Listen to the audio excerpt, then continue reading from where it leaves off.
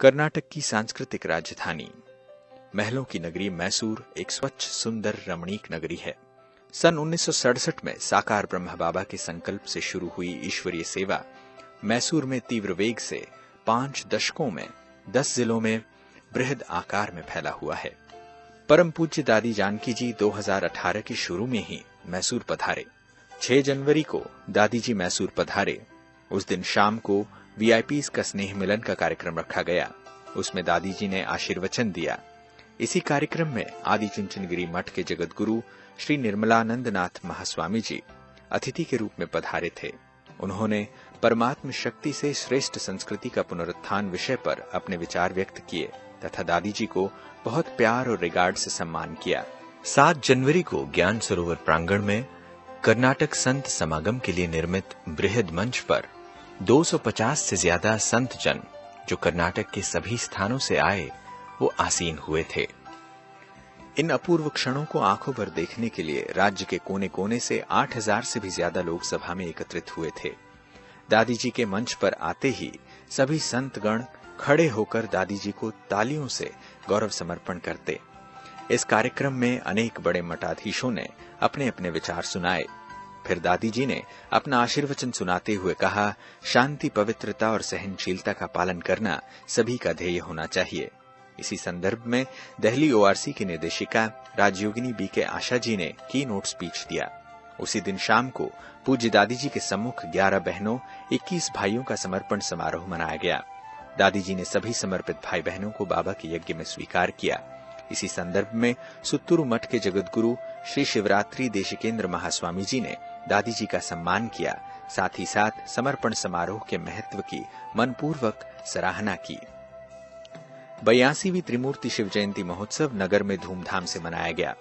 ध्वजारोहण समारंभ में मैसूर जिला प्रधान और न्यायाधीश श्री पाटिल जी ने किया। बलून उड़ाकर खुशी मनाई गई। उसी दिन मैसूर नगर के प्रमुख मार्ग पर 1000 बीके भाई बहनें श्वेत वस्त्रधारी बन शिव ध्वजा हाथ में लेकर 82 कलशधारी महिलाओं के साथ रास्ते पर चलते हुए बैंड सेट, वीरगासे नृत्य आदि कलाकारों के साथ शांति और सद्भावना की शोभा यात्रा में भाग लिया। फिर रात्रि को सार्वजनिक समारंभ में कर्नाटक राज्य के संगीत और प्रदर्शित कलाओं के वाइस चांसलर तथा जिला के कन्नड़ साहित्य परिषद के अध्यक्ष ने मुख्य अतिथि के रूप में भाग लिया और विशिष्ट रूप से समाज में सेवा कर रहे ब्रह्मा कुमारीज विश्वविद्यालय को दिल से बधाई दी। मार्च मास में अंतर्राष्ट्रीय महिला कार्यक्रम को नगर में धूमधाम से मनाया गया। कर्नाटक राज्य के कन्नड़ साहित्य परिषद ने दिसंबर 2017 में मैसूर नगर में 3 दिन का अखिल भारतीय कन्नड़ साहित्य सम्मेलन बहुत धूमधाम से मनाया। इसमें हर रोज लाखों लोगों की संख्या में सभा इकट्ठी होती थी।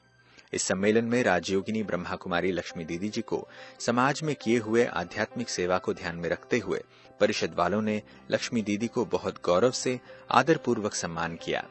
इसमें भारत के पूर्व प्रधानमंत्री श्री एच.डी. देवेगौड़ा, सम्मेलन के अध्यक्ष श्री मनु बालेगार जी, मान्य शिक्षा मंत्री श्री तनवीर सेठ जी आदि गणमान्य व्यक्ति शामिल हुए। मैसूर जिला कार्यनिरत पत्रकारों के संघ ने अपने ऑफिस में 2018 की नूतन कैलेंडर और डायरी का रिलीज कार्यक्रम में ब्रह्मा कुमारी लक्ष्मी दीदी जी को अध्यक्ष के रूप में निमंत्रित किया। पत्रकारों द्वारा सम्मान के बाद लक्ष्मी दीदी जी ने लोगों को बाबा का संदेश देते हुए पत्रकार और प्रिंट मीडिया की जिम्मेवारी के बारे में सबका ध्यान खिंचवाया।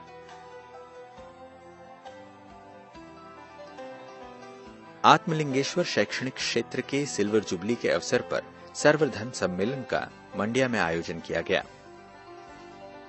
इस सम्मेलन में कर्नाटक के 25 संतों के साथ लक्ष्मी दीदी जी का भी सम्मान किया गया। 21 जून को अंतर्राष्ट्रीय योग दिवस पर सवेरे शहर के गवर्नमेंट की ओर से भिन्न भिन्न संघ संस्थाएं, स्कूल, कॉलेज और हमारी संस्था से भी 1000 बीके भाई बहनों ने ललित महल ग्राउंड में भाग लिया। कुल 55,000 से भी अधिक लोगों ने इस कार्यक्रम में भाग लिया। उसी दिन शाम को सेवा केंद्र में आयोजित सार्वजनिक कार्यक्रम में नामी ग्रामी लोग और योगपटु श्रीहरि और आयुष डिपार्टमेंट के असिस्टेंट डायरेक्टर ने भाग लिया। आबू पर्वत से आईटी विंग की ओर से 4 दिन का राष्ट्रीय स्तर पर इनर ट्रांसफॉर्मेशन रिट्रीट आयोजन किया गया। इस कार्यक्रम में देश के सभी स्थानों से 200 से अधिक भीके भाई बहनों ने भाग लेकर लाभान्वित हुए। इस कार्यक्रम को सुचारू रूप से चलाने के लिए आबू अब्बा के घर से आत्म प्रकाश भाई, तुलसी भाई जी, यशवंत भाई जी, बाला भाई आदि पधार कर विंग के भाई बहनों को ट्रेनिंग दिया। इसी संदर्भ में सभी प्रतिनिधियों ने एक दिन की भट्टी का और ममा डे के प्रोग्राम का लाभ लेकर संतुष्ट हुए। मैसूर ज्ञान सरोवर रिट्रीट सेंटर में 2 मास तक बीके भाई बहनों के लिए हर ग्रुप में 7 दिन की भट्टी का आयोजन किया जाता है। इसमें अनेक सीनियर राजयोगी तपस्वी भाई बहनों ने अपना अनुभव कराया। सब में स्फूर्ति भरकर योग के भिन्न भिन्न तरीकों के क्लासेस प्रायोगिक रूप से कराए। मुंबई बोरीवली सेवा केंद्र से 200 बीके भाई बहने मैसूर में 2 दिन भट्टी करने के लिए पधारे। आए हुए सभी ने यहाँ की हरियाली, यहाँ का सुंदर बाबा का बगीचा और रहने के प्रबंध आदि को देखकर सबका मन प्रफुल्लित हुआ। भट्टी में नवीनता का अनुभव कर आनंदित हुए। मुंबई पोर्ट ट्रस्ट से पधारे हुए अधिकारीगण और उनके स्टाफ को 2 दिन का तनाव मुक्त प्रोग्राम किया गया। पिताश्री ब्रह्म बाबा के अव्यक्त स्मृति दिवस पर ज्ञान सरोवर में नारियल पेड़ों के बीच बगीचे में बाबा के शांति स्तंभ को सजाया गया। गुलबर्गा सब जोन के मुख्य संचालिका राजयोगिनी बीके विजया बहन जी ने बाबा के जीवन चरित्र के साथ उनके आध्यात्मिक साधना के बारे में अवगत कराया। फरवरी मास में केरला माहे शहर के Shri Narayana college of education के लिए 3 दिन का कम्युनिटी लिविंग कैंप आयोजन किया गया। राजयोगी पंचम सिंह जी मैसूर में पधारे। उस समय पत्रकारों का कार्यक्रम आयोजन किया गया और मैसूर सेंट्रल जेल के कैदियों को अपना अनुभव सुनाकर उन्होंने अपने मन में परिवर्तन कर उत्तम जीवन जीने की युक्ति बताई। आबू पर्वत के ग्लोबल हॉस्पिटल के भ्राता डॉक्टर सतीश गुप्ता जी ने राजयोग के साथ साथ स्वास्थ्य जागृति करने के क्लासेस कराए। इसमें समर्पित भाई बहनें और बीके भाई बहनों ने बहुत लाभ लिया और आहार पद्धति के बारे में भी जागृत हुए। केंद्र सरकार तथा मैसूर कॉरपोरेशन द्वारा यहाँ के अनेक संघ संस्थाओं की मीटिंग बुलाकर स्वच्छ भारत अभियान करने के लिए प्रेरित किया। इसमें 5 से 6 ग्राम पंचायत, उनके अध्यक्ष और मेंबर्स, साथ ही साथ उस ग्राम के लोग और कॉलेज स्टूडेंट्स और बीके भाई बहनों ने हाथ मिलाकर मैसूर ज्ञान सरोवर के आसपास के मुख्य सड़कों को 8 दिन तक स्वच्छ किया। ओम शांति।